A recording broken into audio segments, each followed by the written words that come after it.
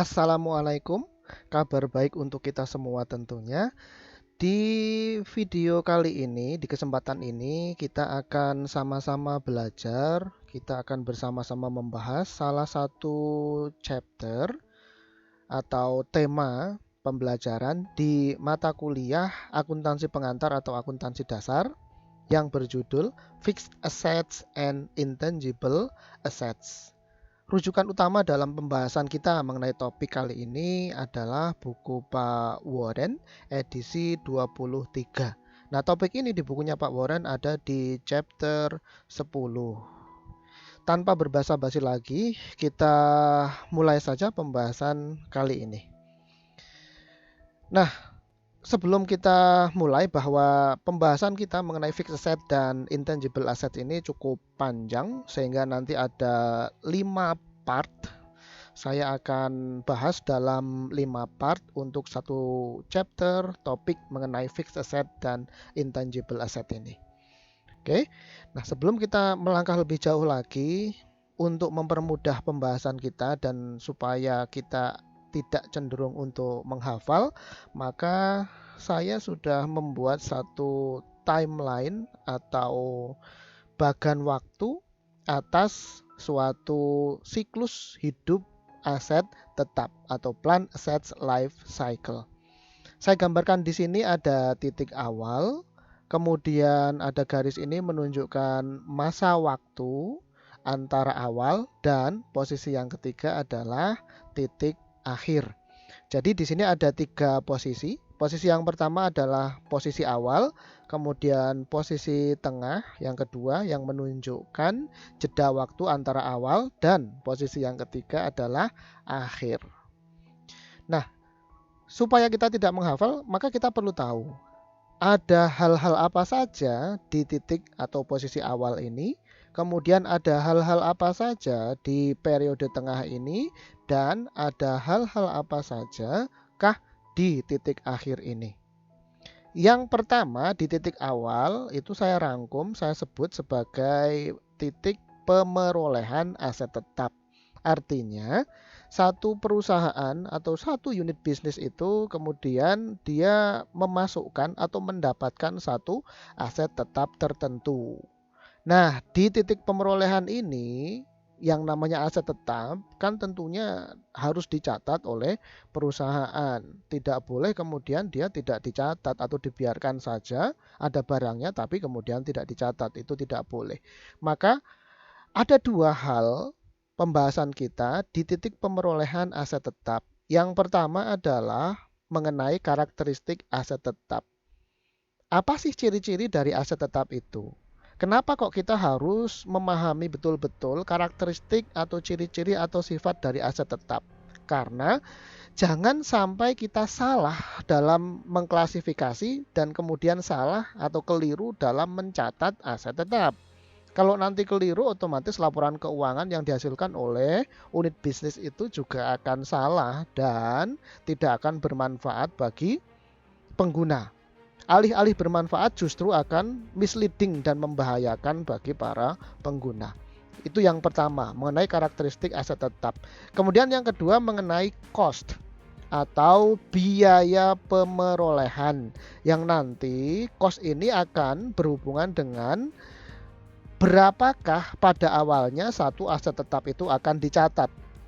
Pencatatan akuntansi itu mencatat 2 hal, yaitu mencatat, yang pertama mencatat barangnya apa, yang kedua mencatat nilainya berapa.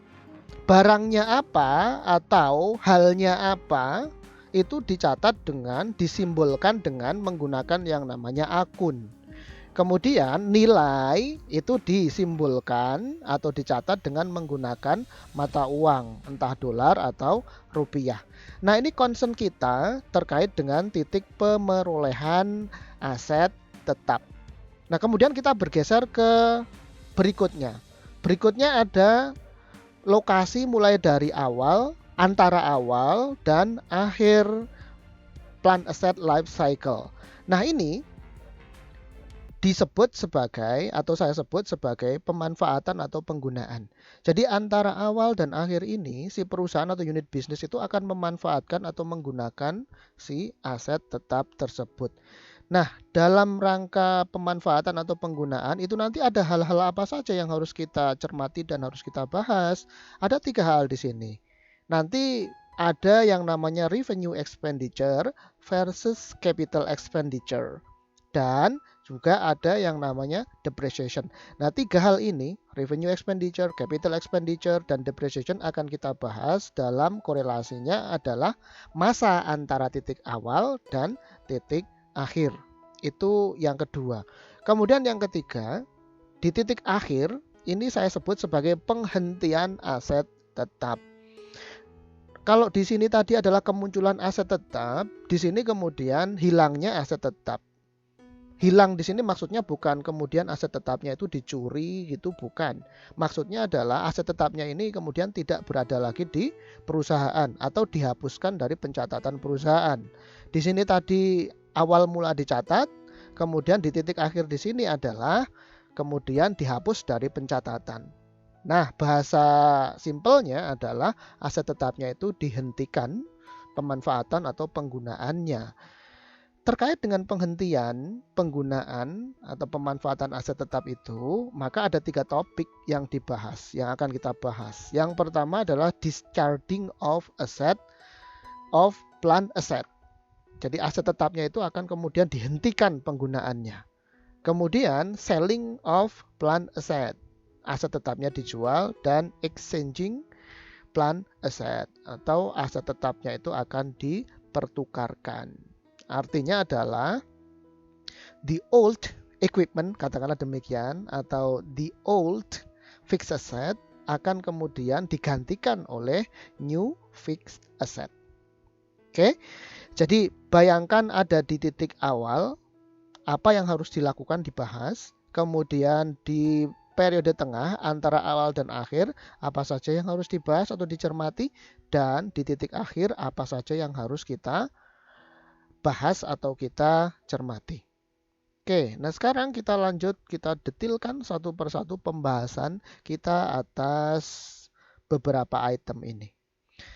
Yang pertama, mengenai terminologi dulu. Bahwa pembahasan kita kali ini adalah berbicara mengenai fixed assets. Fixed asset, ada ahli lain lagi yang menyebutnya namanya adalah plant assets. Ada yang lain lagi juga menyebutnya sebagai PPE. PPE itu adalah Property, Plant, and Equipment. Nah, ini ketiga istilah ini adalah dalam bahasa Inggris. Bahasa Indonesianya adalah aset tetap.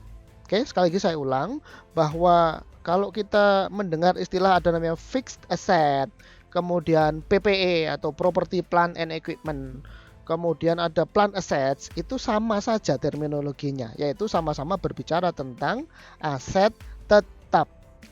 Nah, aset tetap ini atau fixed asset ini merupakan kelompok aset. Kalau yang namanya aset, pasti nanti akan dapat kita temui, akan bisa kita lihat di laporan keuangan yang bernama neraca atau statement of financial position atau balance sheet. Oke, jadi pahami bahwa fixed asset ini merupakan kelompok aset. Kalau dia merupakan kelompok aset, maka pasti dapat kita simpulkan bahwa fixed asset ini merupakan sumber daya atau resources yang dimiliki oleh perusahaan. Kan aset itu sama artinya dengan resources yang dimiliki oleh perusahaan dalam rangka untuk menjalankan proses bisnis. Nah, salah satu sumber daya atau resourcesnya yang dimiliki oleh perusahaan itu adalah fixed assets. Oke, itu mengenai terminologi.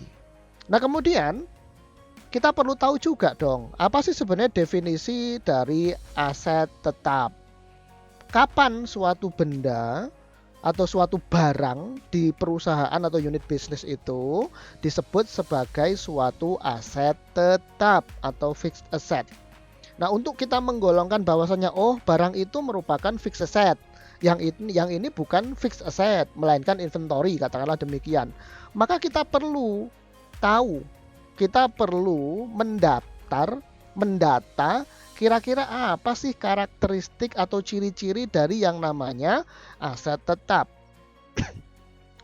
Ada kurang lebih ada empat ciri atau karakteristik yang namanya aset tetap. Yang pertama, aset tetap itu bersifat tangible atau aset tetap itu merupakan tangible assets. Tangible artinya bahwa asetnya itu secara fisik itu ada, berwujud. Artinya dapat kita lihat, dapat kita raba, ada wujudnya, ada bentuk fisiknya. Kalau suatu aset itu kemudian tidak ada wujud fisiknya, artinya tidak dapat kita lihat, maka itu bukan merupakan aset tetap. Walaupun ada juga perusahaan atau unit bisnis itu punya aset, asetnya tidak berwujud. Nah, kalau asetnya tidak berwujud, maka itu tidak bisa kita sebut sebagai fixed asset atau namanya intangible assets. Itu nanti pembahasan kita yang berikutnya. Oke ya. Jadi salah satu karakteristik dari fixed asset atau aset tetap adalah tangible, bersifat tangible atau berwujud secara fisik, ada, dapat kita lihat. Itu ciri yang pertama. Ciri yang kedua adalah bahwa yang namanya fixed asset itu nanti pasti akan digunakan oleh unit bisnis atau perusahaan dalam operasi normal. Artinya adalah unit bisnis itu untuk generating profit, untuk mendapatkan laba kan dia harus menjalankan suatu usaha. Usahanya itu disebut sebagai proses bisnis. Misalkan ada perusahaan menghasilkan mainan buat anak-anak. Maka proses bisnisnya adalah dia membeli bahan baku, kemudian bahan baku itu diolah, diproses sedemikian rupa sehingga kemudian jadilah mainan anak-anak, misalkan mobil-mobilan. Nah, kemudian mobil-mobilannya itu dijual. Dijual untuk apa? Dalam rangka untuk mendatangkan laba atau profit. Nah, sekarang pertanyaannya adalah dalam rangka untuk pemrosesan atau memproses raw material atau bahan baku, taruhlah misalkan plastik gitu ya, diolah, dicetak menjadi mainan anak-anak itu, maka dia butuh mesin. Misalkan demikian. Nah, mesinnya itu dinamakan sebagai atau disebut sebagai digunakan dalam proses normal operasi perusahaan atau proses bisnis normal perusahaan. Nah, sehingga mesin tadi itu di perusahaan mainan anak-anak itu, mesinnya itu disebut sebagai fixed asset untuk ciri-ciri yang kedua ini. Ya, untuk ciri-ciri yang kedua. Jadi, karakteristik yang kedua used in normal operation. Ya, used in normal operation. Pak, apakah ada barang berupa aset tetap, ada wujud fisiknya? Bukan berupa aset tetap. Ada barang milik perusahaan berwujud, tetapi kemudian tidak digunakan untuk operasi normal perusahaan. Apakah ada yang demikian, Pak? Ada. Ya, ada saja yang seperti itu. Misal, ada satu perusahaan mainan tadi itu dia membeli tanah. Ya, dia membeli tanah. Tanahnya itu tidak didirikan pabrik. Ketika ditanya, kenapa Anda membeli tanah? Dia bilang, oh tanahnya ini ya dulu waktu saya beli murah, ya saya pengen aja untuk beli tanah itu. Nah, tanahnya itu dibiarkan untuk nganggur atau idle. Nah, sehingga kemudian kan tadi kan untuk tidak digunakan untuk pabrik juga tidak tanahnya itu. Tidak digunakan untuk pabrik, artinya tidak digunakan untuk normal operation si perusahaan mainan itu. Kalau begitu apakah ini termasuk sebagai aset tetap? Jawabannya adalah tidak. Terus untuk apa? Kita tanya, untuk apa Anda beli tanah? Kemudian dia jawab, oh ini nanti ya sekedar semacam investasi saja. Kami yakin bahwa nanti 10 tahun lagi ini tanahnya ini harga jualnya akan melonjak tinggi. Makanya ya sudah saya biarkan saja. Itu kata si pihak perusahaan mainan tadi itu. Sehingga walaupun tangible asset itu tanah, ada wujudnya, dapat kita lihat tanah, ada wujudnya. Tapi dia tidak digunakan dalam operasi normal operasi normal bisnis si perusahaan mainan tadi. Sehingga itu tidak digolongkan sebagai fixed asset bagi perusahaan mainan itu, walaupun berwujud. Jadi dipahami ya. Jadi yang pertama, karakteristik pertama tadi saya ulang itu tangible, berwujud secara fisik. Kemudian yang kedua akan digunakan dalam proses normal operasi perusahaan.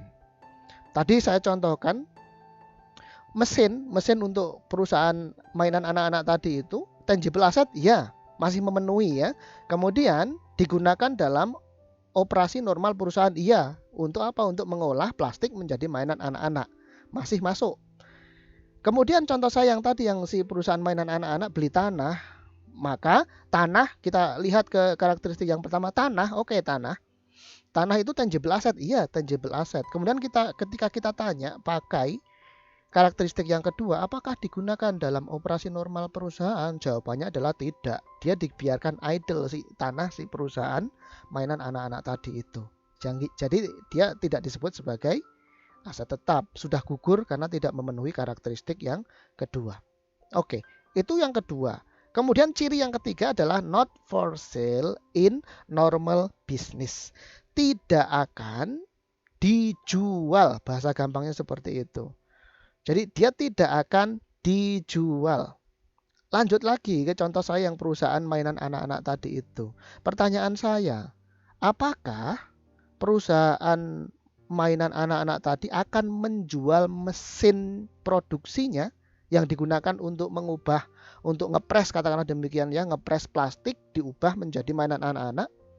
Jawabannya adalah tentu tidak akan dia jual itu mesin produksinya. Kenapa? Kalau mesin produksinya dijual, terus dia mau berproses atau memproduksi mainan anak-anak pakai apa? Tidak mungkin. Jadi si perusahaan mainan anak-anak itu tidak ada niatan untuk ngejual mesin produksinya. Tidak akan. Ya, tidak akan. Kalau suatu perusahaan itu, misalkan Pak, dia beli barangnya berwujud, kemudian digunakan dalam operasi normal bisnis perusahaan, tapi dijual Pak. Nah kalau dijual itu namanya bukan fixed asset. Itu tidak dimasukkan sebagai kategori fixed asset. Terus apa Pak? Kalau dia dijual, maka kemudian dia masuk ke dalam kategori atau klasifikasi yang namanya inventory atau barang persediaan. Dia bukan fixed asset. Jadi paham ya? Sama-sama barangnya itu berwujud, sama-sama digunakan dalam operasi normal bisnis perusahaan. Tapi yang satu dijual, yang satu tidak dijual, tapi digunakan. Ya. Nah, kalau yang tadi yang digunakan untuk operasi normal perusahaan dan tidak dijual itu masih masuk kategori sebagai fixed asset. Tapi kalau kemudian dia itu udah bersifat berwujud, ada fisik barangnya, digunakan dalam operasi normal bisnis perusahaan, tapi kok kemudian tujuannya untuk dijual, maka itu bukan disebut sebagai fixed asset, melainkan disebut sebagai inventory. Oke, itu 3 ciri-ciri dari yang namanya fixed asset. Nah, kemudian saya tambahi lagi, salah satu karakteristik dari yang namanya fixed asset atau aset tetap itu adalah dia memiliki masa manfaat atau masa pakai lebih dari 1 tahun. Saya ulang, aset tetap ini nanti akan digunakan dan dia akan, masa manfaatnya akan lebih dari 1 tahun atau 1 periode akuntansi. Loh Pak, memangnya kalau masa manfaatnya itu kurang dari 1 tahun atau 1 periode akuntansi terus bagaimana Pak? Nah itu tidak digolongkan sebagai fixed asset atau plan asset. Contohnya apa? Contohnya misal perusahaan membeli kertas. Ya, membeli kertas. Kita tanya, apakah itu kertas berwujud? Iya, tangible asset. Apakah kemudian akan digunakan untuk normal operation-nya si perusahaan? Jelas. Dia untuk ngeprint, untuk membuat memo, faktur, untuk membuat surat jalan misalkan. Nah, dia digunakan dalam proses bisnis normal si perusahaan. Ya, kemudian apakah untuk dijual itu perusahaan beli kertas? Oh tidak. Tidak untuk dijual tapi untuk digunakan sendiri. 1 sampai 3 masuk. Ya, masuk ciri-ciri fixed asset. Tetapi kertas itu bukan, bagi perusahaan ini, kertas ini bukan merupakan fixed asset. Kenapa? Masa manfaatnya tidak lebih dari 1 periode akuntansi. Loh, kertas dipakai mungkin 3 bulan 1 rem habis. Jadi kertas itu bukan merupakan fixed asset, melainkan supplies. Ya, supplies. Jadi bukan merupakan aset tetap. Ya, jadi pahami ya perbedaan. Ada yang namanya inventory, ada yang namanya supplies, ada yang namanya aset tetap. Beda. Ciri-cirinya itu berbeda-beda. Oke, dapat dipahami sampai di sini ya kira-kira ya. Saya ulang lagi, saya wrap up lagi. Jadi bahwa yang namanya aset tetap itu ciri-cirinya ada 4. Yang pertama dia bersifat tangible atau ada wujud fisik barangnya. Kemudian yang kedua akan digunakan dalam proses bisnis normal operasi si perusahaan. Kemudian yang ketiga tidak akan dijual. Dan kemudian yang keempat, masa pakai atau masa penggunaannya lebih dari 1 periode akuntansi atau 1 tahun. Pak, karakteristik atau ciri-ciri yang 4 macam ini itu sifatnya alternatif ataukah kumulatif? Jawabannya adalah kumulatif. Tadi sudah saya kasihkan contoh-contohnya ya. Ini semuanya bersifat kumulatif, bukan alternatif. Kalau alternatif itu terpenuhi 1, oh udah masuk gitu. Tidak. Tapi keempat-empatnya ini harus terpenuhi sehingga kemudian dia barulah disebut sebagai aset tetap. Oke. Bedakan tadi ya, saya sudah contohkan tadi ada yang namanya inventory, beda loh dengan aset tetap. Ada yang namanya supplies, ini juga berbeda dengan aset tetap. Oke. Nah, setelah kita paham ciri-ciri atau karakteristik dari aset tetap, sekarang kita lanjut ke bagaimana si perusahaan itu mendapatkan atau memperoleh aset tetap tersebut. Pada intinya secara garis besar itu ada 2 cara untuk satu perusahaan itu mendapatkan aset tetap. Yang pertama dengan membeli, ini yang paling umum dan yang paling biasa untuk dilakukan. Kemudian yang kedua adalah dengan membangun sendiri. Oke. Nah, memperoleh suatu aset tetap dengan membeli, tentu saja suatu perusahaan itu akan mengeluarkan uang. Atau dengan kata lain, si perusahaan itu mengeluarkan biaya. Ya, perusahaan itu mengeluarkan biaya. Nah, sekarang pertanyaannya begini. Apakah setiap biaya atau setiap uang yang dikeluarkan oleh perusahaan itu pasti digunakan untuk mendapatkan atau memperoleh aset tetap? Jawabannya adalah belum tentu. Ada satu perusahaan itu membeli barang dalam rangka untuk memperoleh aset tetap. Ya, bisa. Tapi bisa juga perusahaan itu membeli barang, mengeluarkan biaya, tapi bukan untuk aset tetap. Kalau bukan untuk aset tetap, untuk apa, Pak? Untuk dia itu dalam rangka membiayai beban operasional perusahaan atau disebut sebagai expense. Bisa. Bisa juga dia mengeluarkan biaya dalam rangka untuk berinvestasi. Membeli tanah seperti tadi yang si perusahaan mainan anak-anak tadi itu. Dia membeli tanah barangnya berwujud, tapi dia tidak digunakan untuk normal operasi perusahaan, tidak. Melainkan untuk investasi tadi toh katanya. Nanti kalau tanahnya harganya meningkat, maka kemudian dijual dapat untung. Itu kata si perusahaan mainan anak-anak tadi. Kalau digambarkan dalam suatu bagan di bukunya Pak Warren, coba kita lihat. Digambarkan seperti ini. Untuk kita meneliti, menentukan apakah biaya yang dikeluarkan oleh perusahaan itu nanti akan terkategori sebagai pengeluaran untuk fixed asset atau bukan, ada beberapa hal yang perlu kita tanya. Yang pertama is the purchase item or cost long life. Apakah barang yang dibeli, aset yang dibeli oleh perusahaan itu memiliki masa manfaat yang umurnya itu jangka panjang ataukah tidak? Kalau dijawab, oh iya, masa manfaat dari barang yang dibeli oleh perusahaan itu panjang, lebih dari satu periode akuntansi atau lebih dari 1 tahun. Oke, kalau begitu ini nanti masih ada kemungkinan dia merupakan aset tetap, karena tadi karakteristik dari aset tetap itu masa penggunaan atau masa manfaatnya kan lebih dari 1 tahun. Nah, kalau kemudian ditanya apakah benda yang dibeli atau barang yang dibeli itu memiliki long life atau masa manfaat yang panjang, kemudian dijawab tidak. Kalau dia tidak memiliki masa manfaat yang panjang, biayanya itu tidak, kemudian aset yang dibiayai itu tidak memiliki masa manfaat yang panjang, maka pasti itu bukan merupakan aset tetap. Kalau bukan merupakan aset tetap itu apa? Oh, berarti dia merupakan beban operasional atau beban usaha perusahaan, beban biasa aja. Nah, itu disebut sebagai expense. Contohnya apa? Supplies, seperti kertas yang dibeli oleh perusahaan mainan tadi. Itu bukan merupakan aset tetap, melainkan expense biasa. Pak, apakah kemudian prepaid expense seperti misalkan insurance expense, rent expense itu berarti bukan aset tetap dong, Pak? Iya, itu bukan merupakan aset tetap. Lawannya aset tetap itu apa sih? Lawannya aset tetap itu adalah current assets atau aset jangka pendek atau aset lancar. Jadi lawannya fixed asset adalah current asset.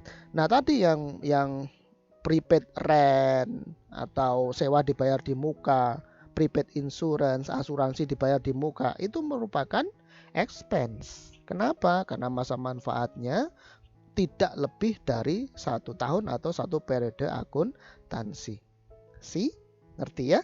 Nah, berikutnya kita lanjutkan perjalanan kita. Kalau dijawab iya, memang aset yang diperoleh oleh perusahaan itu memiliki masa manfaat yang panjang, lebih dari 1 periode akuntansi. Terus, apakah pasti itu merupakan fixed asset? Belum tentu. Kita tanya lagi, apakah aset yang dibeli atau dibiayai tadi itu akan digunakan dalam proses bisnis normal perusahaan? Itu pertanyaannya. Kalau dijawab tidak, artinya barang yang dibeli, dibiayai itu tidak akan digunakan untuk proses bisnis normal perusahaan. Nah, maka itu jatuhnya adalah investment atau investasi. Seperti tadi yang perusahaan mainan anak-anak itu membeli tanah. Itu tidak akan digunakan untuk normal operation. Kan tadi dia tanah itu tidak didirikan pabrik untuk memproses plastik menjadi mainan anak-anak, tidak. Dibiarkan aja idle, tumbuh rumput di situ. Dan kemudian ketika ditanya, untuk apa? Untuk nanti kalau 10 tahun lagi harga tanahnya naik baru dijual. Itu namanya investasi. Itu bukan aset tetap. Nah, kalau kemudian dijawab iya, bahwasanya aset yang dibeli itu memiliki masa manfaat yang panjang dan udah gitu kemudian akan digunakan untuk operasi atau proses bisnis normal perusahaan. Seperti contohnya tadi perusahaan mainan membeli mesin untuk proses produksi. Ketika ditanya di sini apakah masa manfaatnya lebih dari 1 tahun? Iya, panjang masa manfaatnya, bisa sampai 20 tahun itu mesin untuk produksi. Kemudian ditanya lagi, apakah digunakan dalam operasi normal perusahaan? Iya, itu tadi perusahaan mainan tadi akan tentu menggunakan mesin tadi untuk mengubah plastik menjadi mainan anak-anak. Sehingga mesin tadi itu disebut sebagai fixed asset atau masuk ke dalam pembelanjaan perusahaan dalam rangka untuk memperoleh atau mendapatkan fixed asset. Jadi jelas ya tadi ya. Saya ulang lagi. Ketika perusahaan, anggaplah contohnya perusahaan mainan anak-anak tadi, yang di sini ketika dia membeli kertas, maka itu merupakan expense. Dia mengeluarkan biaya untuk kertas, itu expense, bukan fixed asset. Yaitu supplies. Supplies kan nanti di akhir periode kan akan menjadi supplies expense. Ketika kertasnya digunakan, supplies itu digunakan, maka akan berubah menjadi supplies expense. Nah, kemudian berikutnya yang di sini investment. Perusahaan mainan anak-anak tadi dia membeli tanah. Tanahnya dibiarkan idle, itu merupakan investment. Jadi biaya yang dikeluarkan oleh perusahaan mainan anak-anak tadi dalam rangka membeli tanah itu dalam rangka investasi.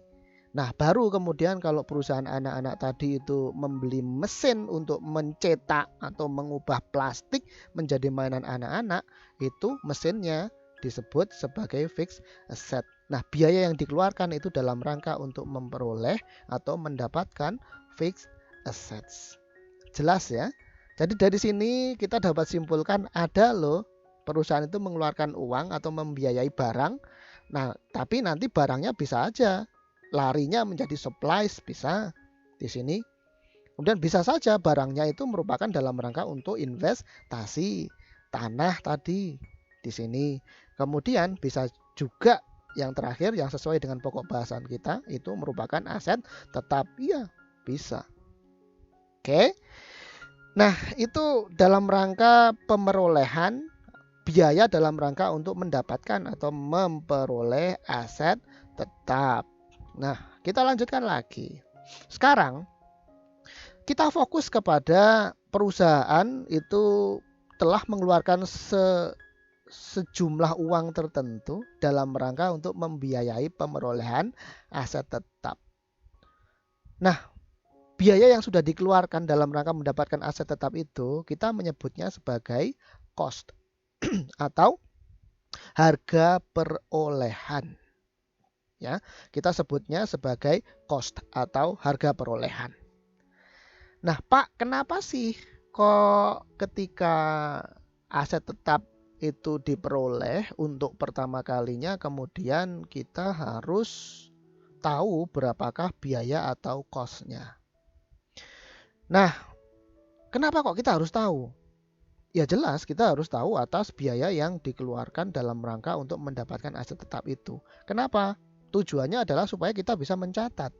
Akuntansi itu kan pencatatan. Ya. Apa yang dicatat? Yang dicatat pertama tadi adalah fisik barangnya diwakili dengan akun. Kemudian yang kedua adalah yang dicatat adalah nilainya diwakili atau direpresentasikan dengan mata uang baik dolar maupun rupiah. Oke. Nah, tidak ada yang namanya pencatatan akuntansi atau penjurnalan akuntansi itu cuma nyatetin barangnya saja, bukan. Tidak ada seperti itu. Misalkan beli mesin, ya sudah dicatat aja beli mesin atau mesin. Kemudian beli kertas, tulis kertas. Nggak ada seperti itu. Jurnal akuntansi tidak seperti itu. Jurnal akuntansi itu at least substansi isi utama dari yang namanya jurnal itu adalah akun dan mata uang, nilai uang. Artinya dalam penjurnalan itu butuh barangnya itu apa atau akunnya apa, nilainya berapa, dan itu harus ada dua-duanya. Oke, nah tadi perusahaan sudah beli mesin, perusahaan mainan anak-anak tadi beli mesin. Oke, itu merupakan fixed asset. Oke, dicatatlah mesin. Nah kemudian di dalam akuntansi kalau cuma nyatat mesin itu ya tidak bisa seperti itu. Masuk barangnya saja yang dicatat, tidak. Yang dicatat kemudian apa dong? Selain mesin, barangnya dicatat. Akunnya, nama akunnya misalkan mesin. Ya, mesin. Kemudian ada nilai mata uangnya, yaitu jumlahnya berapa. Nah, jumlahnya berapa atau nilai mata uangnya itu merupakan cost. Ya, merupakan cost. Nah, jadi kenapa kok kita butuh tahu berapakah biaya yang dikeluarkan dalam rangka untuk mendapatkan atau memperoleh aset tetap? Karena kita harus melakukan pencatatan akuntansi. Ya, kita harus melakukan pencatatan akuntansi. Kalau kita tidak melakukan pencatatan secara akuntansi, tidak ada masalah, silakan aja dicatat mesin, selesai. Nggak perlu ditanya nilainya berapa. Tapi karena kita sedang belajar akuntansi, maka kita mencatat, menjurnal secara akuntansi, maka kita butuh dua hal, yaitu barangnya apa dan nilainya berapa. Nilainya berapa, maka kita butuh tahu berapakah cost-nya. Oke. Jadi saya tulis di sini, cost itu digunakan dalam hal pencatatan atas nilai satu aset tetap yang diperoleh untuk pertama kalinya. Ya, ketika satu perusahaan itu mendapatkan aset tetap baru, memperoleh aset tetap untuk pertama kalinya, maka kemudian si perusahaan itu akan mencatat berapakah jumlahnya, nilainya atas aset tetap itu. Kalau tidak ada nilainya gimana Pak? Tidak akan terjadi pencatatan akuntansi. Oke, jadi kita harus tahu nilainya berapa, cost-nya berapa. Yang pertama. Kemudian, dalam rangka nanti kita menentukan nilai suatu aset tetap, maka gunakanlah prinsip akuntansi yang bernama Arm's Length Transaction Principle. Arm's Length Transaction Principle. Apa sih Arm's Length Transaction Principle itu? Atau prinsip arm's length, ini kalau diterjemahkan ke bahasa Indonesia agak aneh jadinya. Kalau begitu tidak usah diterjemahkan.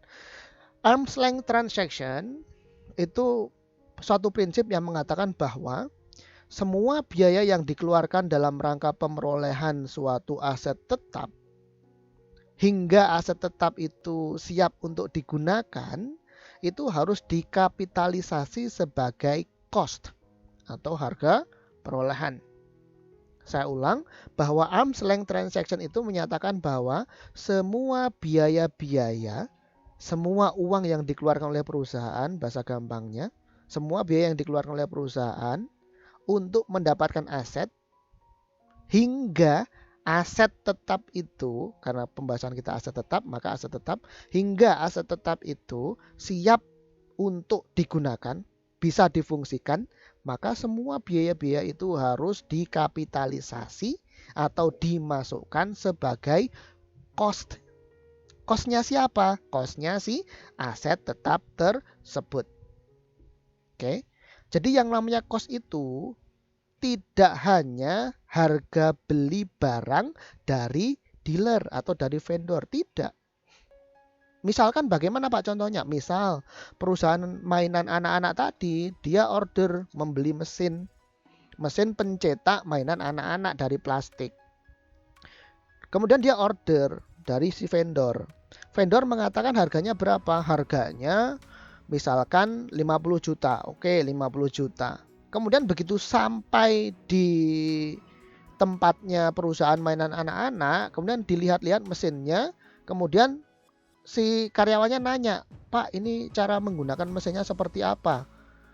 Waduh, ini harus di training dulu ternyata Pak. Oke, nah training nggak gratisan misalkan. Di training lah seminggu para karyawannya untuk menggunakan mesin tersebut. Trainernya dibayar. Nah, bayarannya si trainer dalam rangka kemudian agar supaya karyawannya perusahaan mainan anak-anak tadi itu bisa memfungsikan atau menggunakan mesin produksi tadi, itu masuk dan harus dikapitalisasi sebagai cost-nya atas mesin tadi. Gitu ya. Itu konsep arm's length transaction. Nah, terus perolehan aset tetap itu bisa dengan membeli atau membangun sendiri. Tadi sudah saya sebutkan ya. Namun umumnya yang paling sering ditempuh itu adalah membeli. Kalau membangun sendiri itu misalkan membangun gedung gitu. Nah, itu membangun sendiri bisa ya. Nah, selebihnya itu paling banyak adalah dengan melakukan pembelian. Contoh aset tetap itu ada banyak. Antara lain ada equipment, kemudian ada mesin, ada vehicle, kendaraan, ada building, bangunan, ada tanah, dan ada land improvement. Land dan land improvement itu lain. Kalau land itu adalah fisik tanah yang taruhlah misalkan di atasnya itu nggak ada apa-apanya, tanah kosongan atau kavling, itu namanya land. Ya, land. Kalau land improvement itu contohnya misalkan paving yang ada di tanah, kemudian pagar, tanahnya dipagari, itu adalah land improvement. Kemudian tanahnya dikasih tiang-tiang untuk penerangan, itu adalah juga merupakan land improvement. Tanahnya dikasih taman, nah itu juga merupakan land improvement. Jadi beda ya antara land dan land improvement, itu tidak sama. Oke. Sekarang kita lihat di bukunya Pak Warren. Di bukunya Pak Warren di sini ada contoh beberapa fixed asset ya. Di exhibit 3 di sini dicontohkan ada yang namanya building. Kemudian ada machinery and equipment. Terus ada land, kemudian ada land improvement. Ini beberapa contoh aset tetap di bukunya Pak Warren. Kemudian di Pak Warren menyebutkan juga bahwa only costs necessary for preparing the fixed asset for use are included as a cost of the assets. Artinya adalah hanya biaya-biaya yang relevan dan terkait dengan aset tetap itu saja yang nantinya akan menjadi komponen biaya atau cost atau harga perolehan dari aset tetap tersebut. Dan ingat tadi bahwasanya cost of fixed asset, biaya pemerolehan, harga perolehan atas aset tetap itu harus dengan menerapkan arm's length transaction principle. Oke, diingat-ingat ya. Jadi semua biaya yang dikeluarkan dalam rangka untuk mendapatkan aset tetap itu harus dikapitalisasi masuk sebagai harga perolehan. Ada satu istilah namanya adalah CIF, Cost, Insurance, and Freight. Maksudnya bagaimana Pak itu? Jadi misalkan tadi perusahaan mainan anak-anak membeli mesin, order mesin dari vendor. Taruhlah tadi harganya kan 50 juta. Itu harga beli. Ya, harga beli. Apakah harga beli ini sama dengan cost? Jawabannya adalah iya, itu komponen salah satu ya, tapi bukan hanya kemudian cost-nya adalah sama dengan 50 juta. Bukan. Belum tentu. Ya. Bahwa yang 50 juta yang harga beli mesin tadi, mesin produksi itu merupakan cost, iya. Tapi bukan satu-satunya cost atas mesin. Oke, saya ulang ya. Jadi 50 juta itu merupakan harga beli. Ya, supaya lebih jelas saya tulis di sini. Ya. Harga beli mesin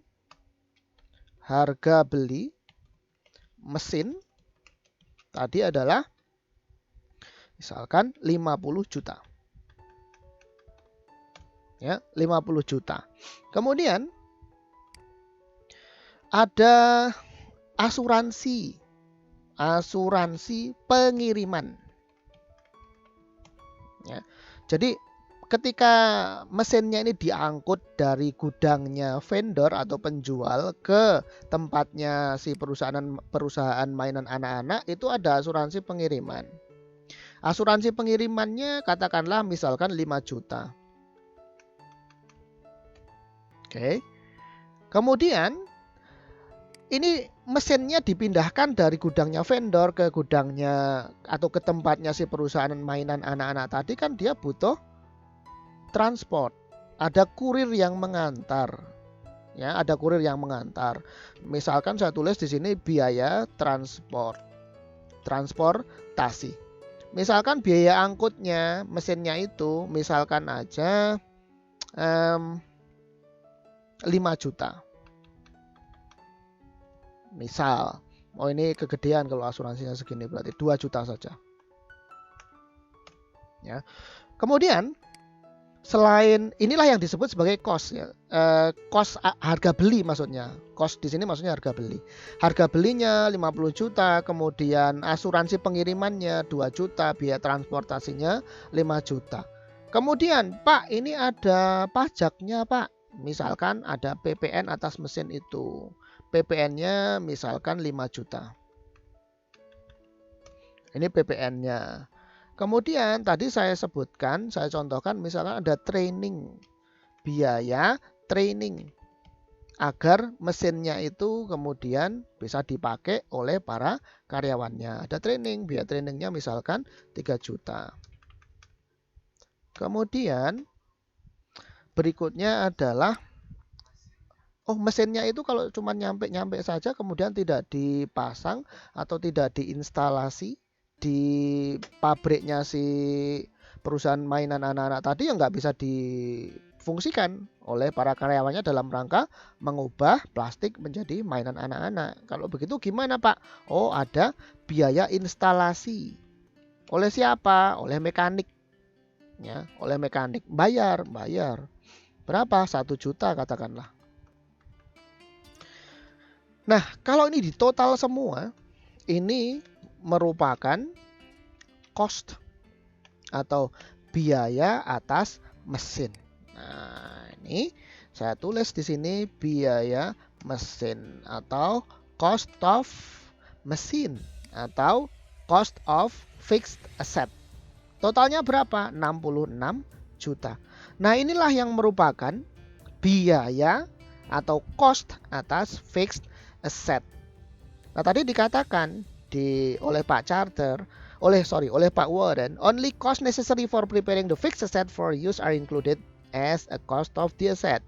Nah, ini semua, biaya-biaya ini semua adalah merupakan biaya yang terkait dalam rangka untuk mendapatkan mesin produksi ini hingga mesin produksinya siap untuk digunakan.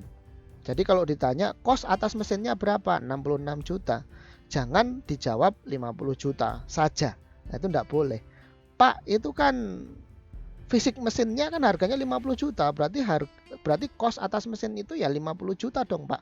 Jawaban kalau Anda berpendapat seperti itu keliru.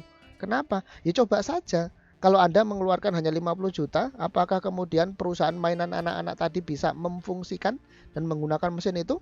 Jawabannya adalah tidak. Wong mesinnya aja dia masih di tempatnya si vendor. Gimana mau menggunakan? Nggak bisa. Gitu ya kira-kira ya. Nah, ini adalah contoh bagaimana cara menentukan cost atau harga perolehan atas mesin tersebut.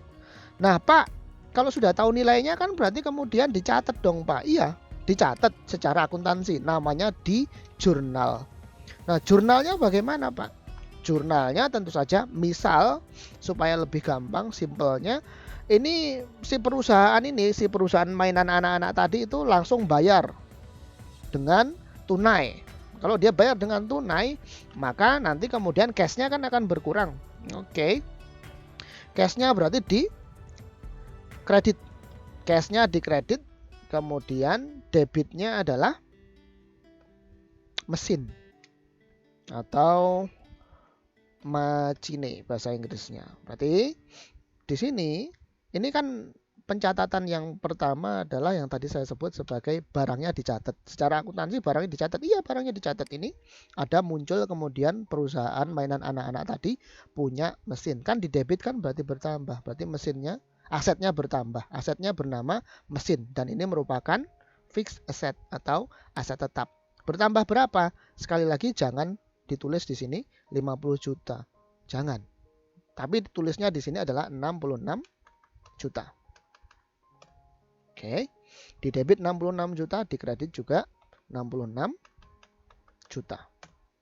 Ya. Ini pencatatan akuntansi yang pertama kali di titik awal pada saat mendapatkan atau memperoleh aset tetap baru yang bernama mesin. Oke, paham sampai di sini ya?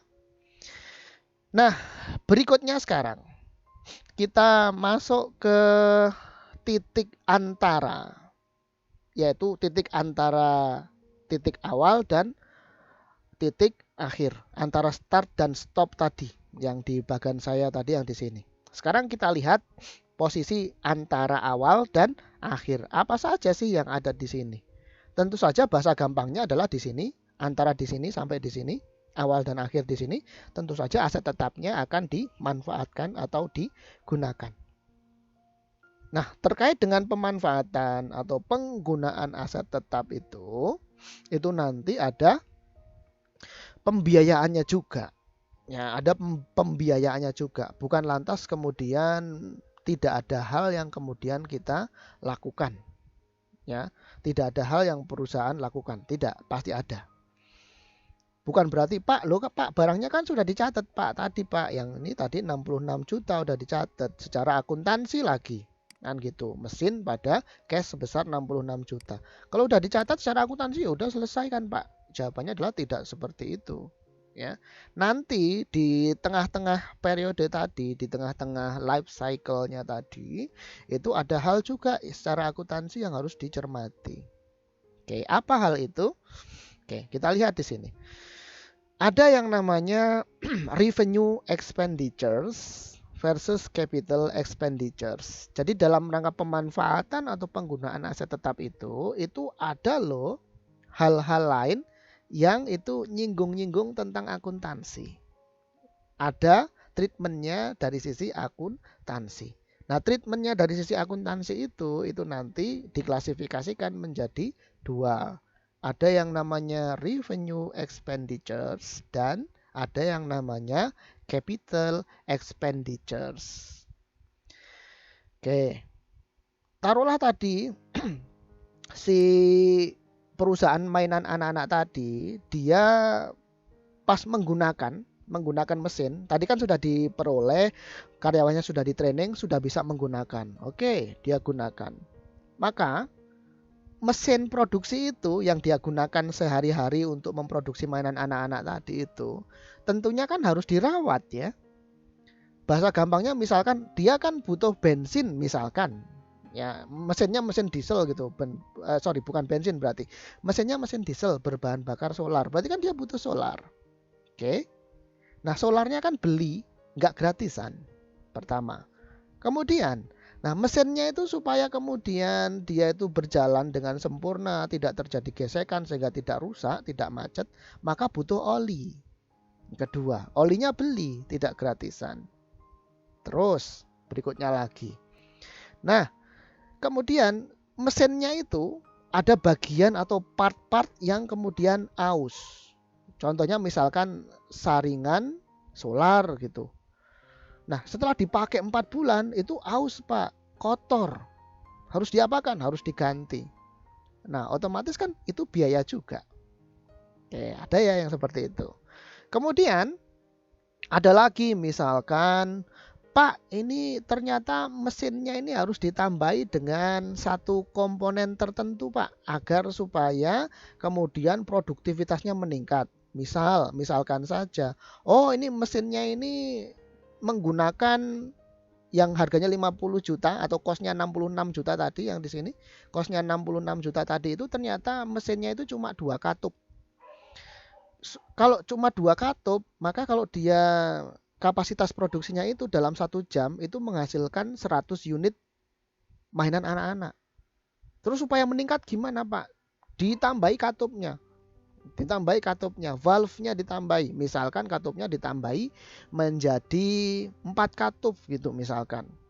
Nah, penambahan katup itu kan dimungkinkan untuk meningkatkan kapasitas produksi mesin. Nah, itu kan juga biaya. Katupnya, penambahan katup atau ngoprek mesin itu juga biaya. Gitu. Nah, kemudian ada lagi mesinnya itu kemudian kok tiba-tiba sudah dipakai selama 10 tahun, kemudian kok macet, tidak bisa dipakai lagi. Nah, terus setelah diteliti, oh ini motor penggeraknya harus diganti dengan yang baru, misalkan saja. Nah, ganti motor penggerak yang baru itu butuh biaya. Beli motornya itu butuh biaya, nggak gratisan. Nah, hal-hal yang semacam itu yang diketemukan di periode ketika mesin tadi dimanfaatkan atau digunakan, artinya periode antara titik awal dan titik akhir tadi itu. Nah, itu nanti ada sisi akuntansi yang harus kita cermati. Nah, akuntansi sudah menggolongkan peristiwa-peristiwa tadi itu, peristiwa yang saya sebutkan tadi itu, ada beli solar, ganti saringan solar, kemudian nambahi katup, kemudian ganti motor tadi itu nyinggung-nyinggung akuntansi, sisi akuntansi. Dicatat nggak Pak? Oh pasti dicatat. Dan untuk hal-hal yang seperti tadi yang sudah saya sebutkan tadi itu nanti kan ada biayanya, nggak gratisan. Nah, biaya terkait dengan contoh yang saya sebutkan tadi, yaitu beli solar, ganti saringan bahan bakar, kemudian ganti motor, kemudian tadi saya sebutkan satu lagi, nambahi valve atau katup tadi, itu secara akuntansi nanti akan dikelompokkan ke dalam 2 pembiayaan. Yang pertama disebut sebagai revenue expenditures dan yang kedua disebut sebagai capital expenditures. Nah, apa sih revenue expenditures dan capital expenditures itu? Kita bahas satu persatu. Revenue expenditures itu maksudnya biaya yang dikeluarkan itu terkait dengan fungsi atau kegunaan aset tetap, dan ketika biaya ini dikeluarkan maka manfaat atas biaya yang dikeluarkan itu manfaatnya kurang dari 1 tahun atau kurang dari 1 periode akuntansi. Contohnya apa Pak? Lihat tadi. Si perusahaan mainan anak-anak tadi itu ganti saringan oli, ganti saringan solar, ganti oli. Itu kan masa manfaatnya kurang dari 1 periode atau kurang dari 1 tahun. Contoh simpelnya, kalian punya motor misalkan. Nah, motor itu dalam batas kilometer tertentu kan harus diganti olinya. Misalkan, 4 bulan. Setiap 4 bulan sekali harus diganti olinya.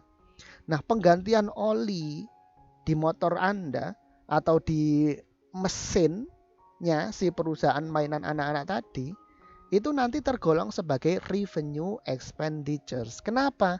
Karena masa manfaat dari oli yang digantikan kepada mesin tadi itu kurang dari 1 tahun atau kurang dari 1 periode akuntansi. Nah, itu masuk ke revenue expenditures. Oh, berarti Pak kalau solar tadi itu juga merupakan revenue expenditures dong Pak? Iya, itu revenue expenditures. Kalau kemudian ganti skrup gitu Pak, itu berarti revenue expenditures juga dong Pak? Iya, itu revenue expenditures. Ganti kanvas rem apa Pak? Sama, revenue expenditures. Pokoknya yang masa manfaat dari penggantian part atau biaya yang dikeluarkan itu nanti masa manfaatnya kurang dari 1 tahun atau 1 periode, maka nanti dia tergolong sebagai revenue expenditures. Itu yang pertama. Yang kedua, kelompok capital expenditures. Ya, capital expenditures. Nah, capital expenditures adalah biaya terkait dengan aset tetap yang dikeluarkan terkait dengan aset tetap. Nah, biaya yang dikeluarkan ini nanti dia akan memiliki masa manfaat lebih dari 1 tahun atau 1 periode. Lebih dari 1 tahun atau 1 periode manfaatnya. Contohnya apa Pak? Tadi sudah saya sebutkan, misalkan di perusahaan mainan anak-anak tadi ternyata mesinnya setelah 10 tahun digunakan motornya rusak. Harus diganti dengan yang baru. Ya, harus diganti dengan yang baru. Nah, penggantian motor tadi, motor di dalam mesin itu merupakan capital expenditures. Kenapa? Setelah motornya diganti, motor mesin tadi itu diganti, maka kemudian kan dia dapat dipakai lagi. Ya, dapat dipakai lagi. Apakah kemudian setiap 4 bulan atau 6 bulan atau setahun sekali ganti motor? Ya tidak. Motor itu part yang krusial sekali. Dan masa manfaatnya, masa penggunaannya jelas lebih dari 1 tahun atau 1 periode akuntansi. Maka penggantian motor dalam mesin produksi tadi itu merupakan atau masuk ke dalam capital expenditures. Sama juga tadi penambahan valve atau katup tadi, sama, itu juga merupakan capital expenditures. Loh kenapa Pak? Lah penambahan katup, yang namanya katup atau valve dalam mesin itu bisa dipakai untuk lebih dari 1 tahun atau lebih dari 1 periode akuntansi. Maka itu dia merupakan capital expenditures. Gitu ya, jelas ya. Jadi perbedaan antara revenue expenditures dan capital expenditures. Oke. Nah, sekarang kita lebih detailkan lagi penjelasan saya tadi itu. Biaya atau pengeluaran terkait dengan aset tetap ketika dia merupakan revenue expenditures, nanti dia akan masuk sebagai atau akunnya akan dimasukkan sebagai akun maintenance expense atau biaya pemeliharaan. Maintenance expense. Nah, kalau capital expenditures, khusus untuk capital expenditures, nanti ada 2 perlakuan. Kalau capital expenditures-nya itu tidak menambah masa manfaat atau masa pakai dari aset tetap, maka itu nanti disebut sebagai asset improvement, penambahan fungsi atau fitur aset tetap. Tapi masa pakai atau masa guna dari aset tetap itu dia tidak akan bertambah. Nah, yang demikian disebut sebagai capital expenditures dan namanya adalah asset improvement. Ada juga capital expenditures sifatnya, biayanya dikeluarkan dan manfaatnya lebih dari satu periode dan juga menambah masa manfaat aset tetap. Nah, kalau dalam seperti ini, dalam kondisi seperti itu, capital expenditures dan menambah masa manfaat aset tetap, maka itu disebut sebagai extraordinary repairs. Atau bahasa Indonesianya itu mungkin yang paling pas adalah overhaul atau perbaikan besar. Contohnya apa, Pak? Gini, saya masuk lagi contoh saya yang mengenai mesin di perusahaan mainan anak-anak tadi, ya. Tadi ketika dia ganti oli itu masuk kepada revenue expenditures. Nah, ganti oli itu nanti akunnya adalah maintenance expense. Jadi ketika Pak, perusahaan mainan anak-anak tadi ganti oli, biayanya berapa? Taruhlah misalkan 300.000 sekali ganti oli. Nah, maka 300.000 itu akan di jurnal. Jurnalnya adalah maintenance expense di debit, kemudian cash di kredit sebesar 300.000. Itu masuk revenue expenditures, penggantian oli, maintenance expense. Paham ya? Kemudian yang kedua, asset improvement. Contohnya apa, Pak? Contohnya adalah misalkan tadi yang di perusahaan mainan anak-anak tadi adalah penambahan katup atau valve. Nah, penambahan katup atau valve itu nanti dalam rangka untuk meningkatkan kapasitas produksi. Yang tadinya itu per jamnya bisa cuma menghasilkan berapa tadi? 100 unit katakanlah demikian. Itu nanti kalau valve-nya ditambahi bisa sampai dengan kemudian 500 unit per jam kapasitas produksinya. Nah, apakah, pertanyaan berikutnya adalah apakah ketika mesin itu katup atau valve-nya itu ditambahi, kemudian masa pakainya menjadi bertambah pula? Jawabannya adalah tidak. Taruhlah misalkan mesin itu dibeli untuk digunakan dalam jangka waktu misalkan 15 tahun. Kemudian di tahun kelima katupnya ditambahi karena ini demand atau permintaan pasar akan mainan anak-anak meningkat, maka ini kalau kapasitas produksinya per 1 jam itu cuma 100 unit, kayaknya nggak bakal terpenuhi itu demandnya. Terus gimana dong? Oh, ini kapasitas produksinya harus ditingkatkan. Caranya gimana? Katupnya ditambah misalkan. Nah, penambahan katup itu apakah kemudian menambah masa pakai atau masa guna si mesin produksi mainan anak-anak tadi? Jawabannya adalah tidak. Taruhlah misalkan dibeli mesin itu untuk digunakan dalam jangka waktu 15 tahun, di tahun kelima ditambahi katupnya, apakah kemudian nanti akan bertambah menjadi misalkan masa pakainya 20 tahun? Jawabannya adalah tidak. Ya, tidak.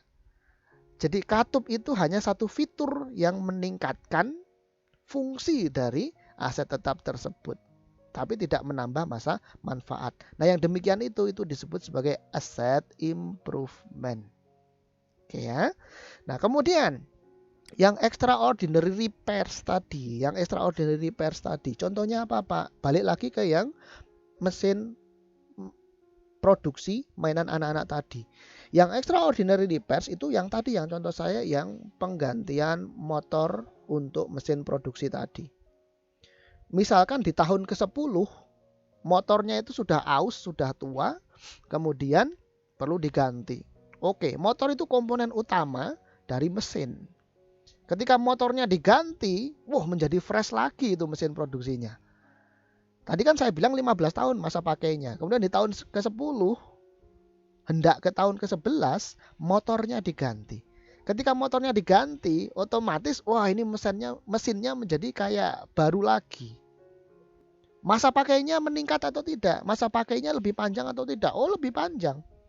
Di tahun ke-10, akhir tahun ke-10 berarti masih 5 tahun lagi. Begitu motor mesin produksi untuk mainan anak-anak ini diganti, maka bisa tidak lagi menjadi 5 tahun ini. Tapi masih masa pakainya itu masih menjadi 10 tahun lagi. Oke, dapat dipahami ya.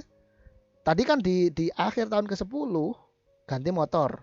Kan tadi saya bilang masa manfaatnya 15 tahun. Di akhir tahun ke-10 berarti kan masih 5 tahun. Tapi karena motornya diganti, motor mesin itu tadi diganti, maka satu motor itu dia bisa dipakai untuk 10 tahun, katakanlah demikian. Yang awalnya itu tinggal 5 tahun masa pakainya, masa gunanya, sekarang menjadi 10 tahun lagi. Ngerti ya? Nah, itu disebut sebagai extraordinary repairs. Kalau saya gambarkan ke dalam suatu chart untuk lebih memahami, contohnya gini. Ini terlepas dari contoh saya yang mesin di perusahaan mainan anak-anak tadi. Misalkan ada satu aset tetap. Dia masa pakainya 5 tahun. Nah, ini nanti setiap tahun ini kan ada biaya pemeliharaan atau maintenance expense. Contohnya seperti ganti oli tadi itu ya. Nah, ini ketika kemudian masa manfaat atas biaya yang dikeluarkan itu cuma dalam satu periode saja, tidak lebih dari 1 tahun atau satu periode akuntansi, itu disebut sebagai revenue expenditures. Kemudian, kalau ada pengeluaran yang dikeluarkan di tahun kedua di sini ini, kemudian atas pengeluaran tersebut, atas biaya yang dikeluarkan tersebut itu nanti bisa masa pakainya lebih dari satu periode, tapi tidak menambah masa manfaat dari aset tetap ini, itu disebut sebagai capital expenditures dan tergolong ke dalam aset improvement. Jadi biaya yang dikeluarkan untuk lebih dari satu periode, ini lebih dari 1 tahun berarti. Kalau 1 tahun kan di sini. Kalau begini kan berarti lebih dari 1 tahun. Tetapi tidak melebihi masa manfaat. Masa pakai aset tetap. Kan masa manfaat, masa pakainya 5 tahun. Tidak lebih dari 5 tahun. Contohnya yang seperti penambahan valve atau katup tadi ya. Oke. Kemudian kalau capital expenditures dan dia bersifat extraordinary repairs, maka dia harus menambah masa manfaatnya. Seperti tadi contohnya adalah yang mengganti motor. Awalnya dia masa manfaatnya itu berakhir hingga akhir tahun ke-5. Tapi karena kemudian ada capital expenditures yang dikeluarkan, maka kemudian masa pakainya nambah setahun kalau yang dicontoh yang saya yang di sini ini. Menjadi 6 tahun. Nah, ini merupakan capital expenditure dan extraordinary repairs.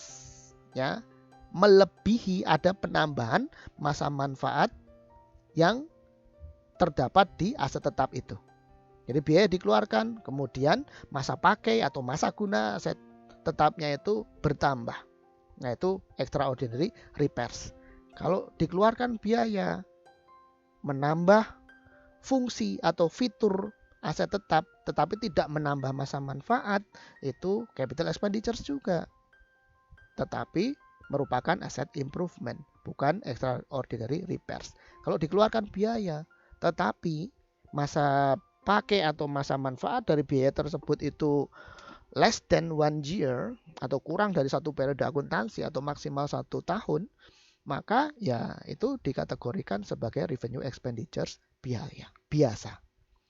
Nah, Pak, kenapa sih kok harus dibedakan ada revenue expenditures, kemudian capital expenditures, tapi yang asset improvement, kemudian ada capital expenditures, tapi yang extraordinary repairs, itu fungsinya untuk apa? Nah, pengelompokan ini nanti akan berujung pada berbedanya treatment akuntansi, atau dengan kata lain jurnalnya beda. Ya, jurnalnya lain. Untuk yang revenue expenditures, ya, untuk revenue expenditures atau akan ditreatment sebagai expense biasa, maka jurnalnya simple, yaitu expense pada cash. Contohnya tadi ganti oli, berarti di sini maintenance expense pada cash sebesar 300.000, katakanlah demikian. Satu kali ganti oli 300.000. Maka maintenance expense di debit, cash di kredit sebesar 300.000. Itu kalau revenue expenditures. Expense biasa lah pokoknya. Yang kedua, kalau capital expenditures dan merupakan asset improvement, saya ulangi sekali lagi, asset improvement Artinya masa pakai dari biaya yang dikeluarkan itu lebih dari 1 periode tetapi tidak akan menambah masa manfaat, maka jurnalnya akan fixed asset pada cash. Jadi misalkan mesin tadi kan cost-nya adalah 66 juta. Mesin tadi yang di sini mesin mainan perusahaan mainan anak-anak tadi 66 juta. Kemudian ada penambahan katup atau valve di tahun ke-5. Ya, di tahun ke-5 tidak menambah umur atau masa pakai mesin produksi yang 15 tahun enggak. Di tahun ke-5 ditambahi valve katup. Nah, katup yang ditambahkan itu di mesin itu di jurnal dimasukkan sebagai penambah harga perolehan. Jadi di sini jurnalnya adalah mesin. Misalkan katupnya tadi itu misal harganya 7.500.000. Maka katup yang ditambahkan di mesin tadi yang harganya 7.500.000 itu nanti bukan di sini ditulis katup atau valve gitu debitnya, tidak. Ya. Dia tidak akan ditulis di sini valve atau katup atau ditulis di sini sebagai new asset, new fixed asset. Tidak demikian. Katup yang ditambahkan di attach kepada mesin produksi itu tadi akan menambah cost atas aset tetap berupa mesin produksi tadi. Ya, di sini ditulis mesin, ya, jangan dimunculkan akun baru. Mesin, kemudian kreditnya cash sebesar 7.500.000. Nah, itu untuk yang asset improvement. Terus, kalau extraordinary repairs, jurnalnya bagaimana, Pak? Extraordinary repairs yang tadi itu, kalau dia itu kemudian menambah masa pakai atas aset tetap itu, maka mencatatnya bukan diperlakukan sebagai penambah aset tetap seperti yang di sini tadi, di asset improvement, bukan. Lah terus gimana dong, Pak? Di sini diperlakukan untuk extraordinary repairs itu diperlakukan sebagai pengurang akumulasi penyusutan. Maka jurnalnya adalah accumulated depreciation di debit, cash-nya di kredit. Accumulated depreciation itu kan saldo normalnya di kredit sebagai kontra account dari suatu aset tetap. Nah, kemudian kalau dia masa manfaatnya itu bertambah, masa pakainya bertambah, maka kemudian otomatis kan accumulated depreciation-nya akan dikurangkan.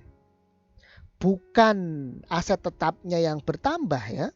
Kalau aset tetapnya bertambah, yang tadi yang aset improvement, fungsi atau fiturnya bertambah, itu nanti jurnalnya menjadi aset improvement, yaitu fixed assetnya di debit, menambah aset tetap. Tetapi kalau dia menambah umur atau usia masa pakai dari si aset tetap itu, maka nanti bukan menambah aset tetap, melainkan mengurangi accumulated depreciation.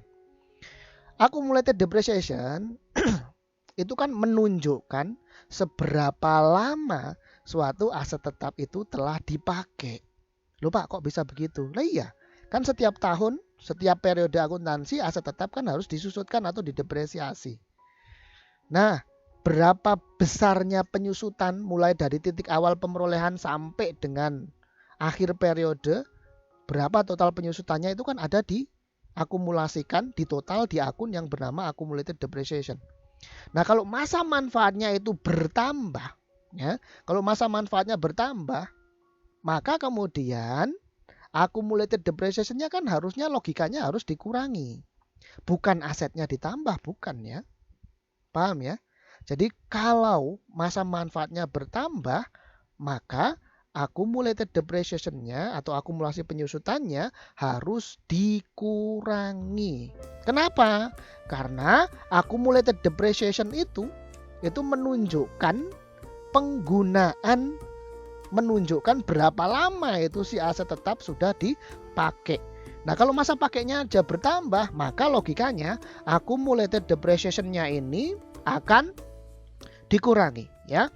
Accumulated depreciation-nya akan dikurangi. Paham sampai di sini? Nah, jadi saya summary-kan lagi ya, saya wrap up lagi. Jadi terkait dengan pembiayaan dalam masa pakai atau penggunaan aset tetap, secara akuntansi nanti treatmentnya ada 3. Ada maintenance biasa atau revenue expenditures, kemudian ada asset improvement, menambah aset tetap, kemudian yang ketiga ada extraordinary repairs, ketika dia menambah masa pakai dan akan ditreatment sebagai pengurang akumulasi penyusutan. Jangan sekali-kali dihafal ya. Pak, saya masih bingung cara membedakan antara yang asset improvement dan extraordinary repairs. Oke, saya ulang lagi. Asset improvement dan extraordinary repairs itu sama-sama capital expenditures. Bedanya adalah asset improvement tidak menambah masa manfaat atau masa pakai aset tetap, sementara extraordinary repairs itu menambah masa pakai dari aset tetap. Kemudian jurnalnya gimana Pak? Bedanya Pak, kalau asset improvement fitur atau fungsi atau kegunaan dari aset tetap bertambah, maka dia dihitung atau ditreatment sebagai penambah aset tetap itu biayanya. Tetapi kalau untuk extraordinary repairs, karena dia masa manfaatnya ini bertambah, dan ingat-ingat ya, saya ulang lagi pernyataan saya, accumulated depreciation itu menunjukkan seberapa lama masa pakai atau seberapa lama aset tetap itu sudah dipakai atau digunakan. Nah, kalau masa manfaatnya bertambah, maka nih accumulated depreciation-nya otomatis harus dikurangi, bukan ditambah. Kalau ditambah berarti masa pakainya itu sudah dipakainya itu semakin banyak. Bukan. Kan ini kan masa manfaatnya kan akan bertambah. Maka kalau begitu accumulated depreciation-nya harus dikurangi, yaitu di debit. Oke? Paham ya sampai di sini ya? Itu treatment yang dilakukan dan secara akuntansi harus kita teliti, harus kita pahami di rentang masa antara titik awal dan titik akhir ini. Revenue expenditures, capital expenditures. Dan ingat, capital expenditure ada asset improvement, ada extraordinary repairs. Oke. Berikutnya yang terakhir di part yang pertama ini adalah membahas mengenai leasing. Leasing di sini ini hanya sebagai just to know saja. Karena leasing secara lengkap akan dibahas di AKM, akuntansi keuangan menengah atau intermediate accounting. Leasing itu merupakan kontrak penggunaan aset tetap milik pihak lain dalam jangka waktu tertentu. Jadi kalau ada perusahaannya itu make aset tetapnya perusahaan lain. Contohnya apa ya? Contohnya misalkan ada perusahaan fotokopi. Nah, kemudian mesin fotokopinya itu dia nyewa. Dia nggak beli mesin fotokopi, melainkan dia nyewa. Nah, kemudian si perusahaan atau tukang fotokopi itu namanya dia melakukan leasing, karena dia nggak beli. Kalau dia beli mesin fotokopi sendiri, itu namanya dia punya aset tetap, menambah aset tetap, masuk ke pembahasan kita yang sebelumnya tadi yang di sana. Ya, akan tetapi kalau dia cuma nyewa, makanya dia tidak disebut sebagai memiliki atau memperoleh aset tetap. Tetapi dia disebut sebagai melakukan leasing aset tetap. Karena mesin fotokopinya masih punyanya perusahaan lain. Dia cuma nyewa saja.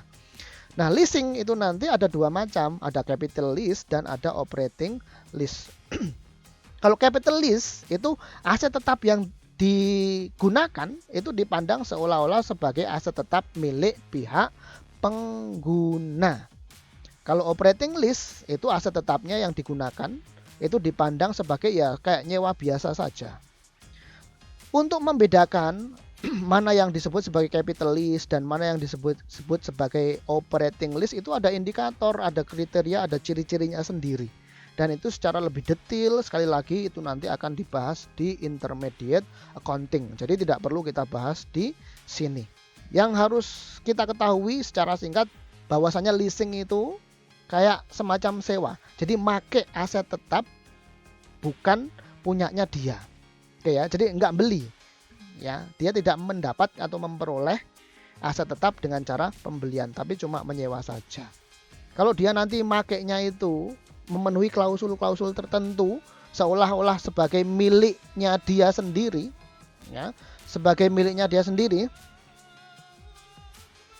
maka itu nanti disebut sebagai capital lease. Sementara kalau kayak nyewa biasa itu disebut sebagai operating lease.